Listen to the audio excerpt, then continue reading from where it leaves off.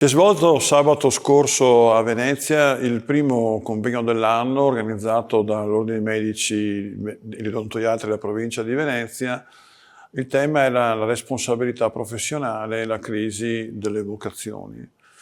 È stato anche il primo convegno con la presenza del nuovo assessore alla sanità, il professor Gino Gerosa, che ha lasciato la cardiochirurgia per dedicarsi alla sanità del Veneto. Una presenza importante per una evoluzione dell'assistenza che passa per la carenza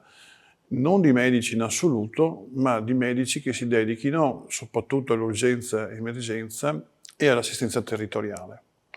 Sono le due branche più problematiche, sia per quanto riguarda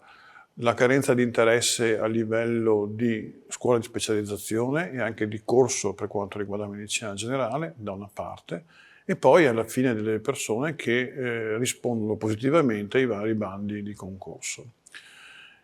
Di mezzo c'è l'assistenza alla popolazione che ha delle enormi problematiche per quanto riguarda il semplice ricambio da parte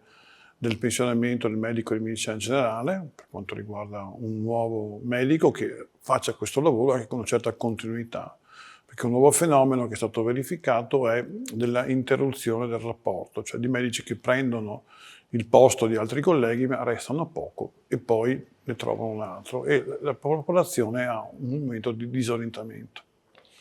Dall'altra parte la problematica è sicuramente del grande afflusso dei codici bianchi ma anche codici verdi a livello di pronto soccorso,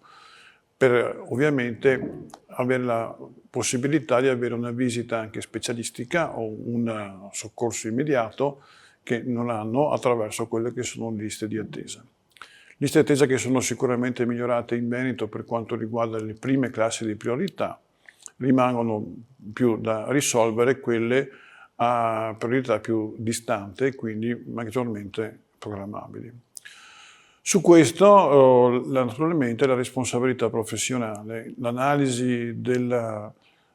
Presidente emerita per quanto riguarda la Quarta Corte di Cassazione Patrizia Piccialli